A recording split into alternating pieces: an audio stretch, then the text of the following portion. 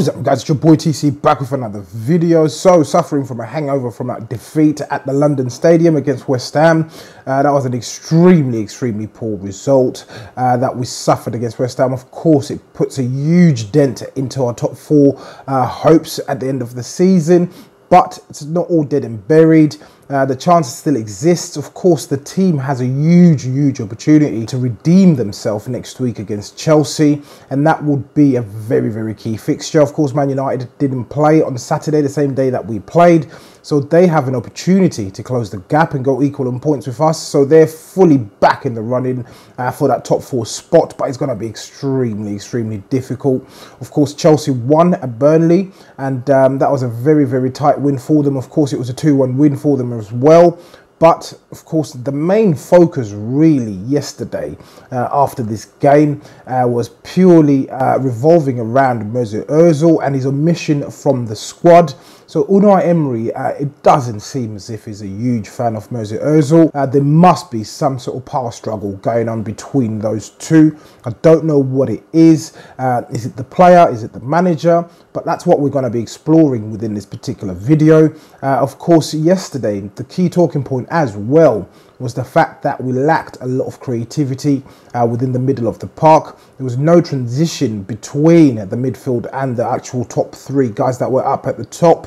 Of course, Iwobi was trying to make things happen, but eventually he was running 60 yards or so with the ball, just trying to get into the opposition half or within their box itself. But of course, there was a lack of creativity. That slightly changed when Aaron Ramsey came on. We saw some glimpses of creativity starting to crop up at that point.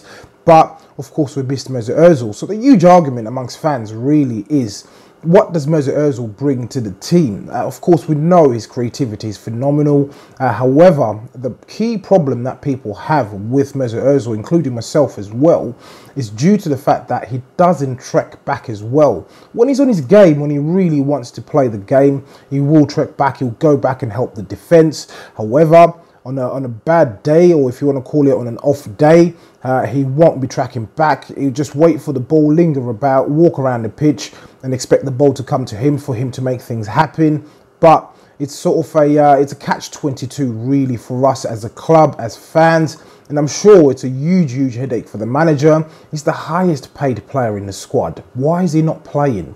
Why is he not playing is the key question that everyone wants to know.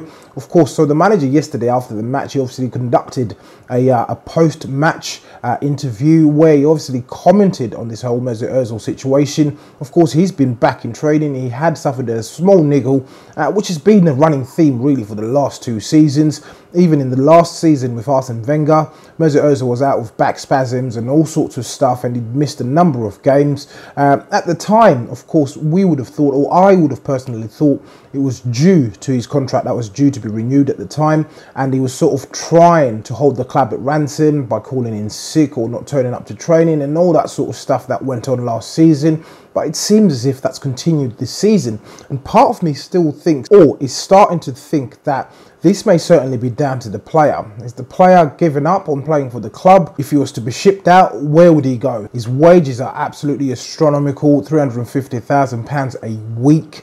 He's the highest earning player in Arsenal's history. And based on that, really, before he signed his deal, yes, you could have justified that amount. But now, when the pressure is on, we really do need a player like Mesut Özil, a world-class player. Let's not take that away from him. He's not turning up. So, of course, I'm starting to believe or think that it's down to the player himself. Of course, we've got a new manager in. Maybe his style of play as well does not fit into, Mesut Özil. It doesn't fit into Unai Emery's plans. Of course, it's a very puzzling situation. We don't know what the real situation is behind the scenes, but you can tell that it's sort of starting to seep into the rest of the squad. It's affecting performances, and we've been on a really poor run. So we've lost 4 out of the last 7. Of course, as mentioned in previous videos, we had a fantastic run at the start of the season. So we're just going to go through some of the manager's comments after the game yesterday.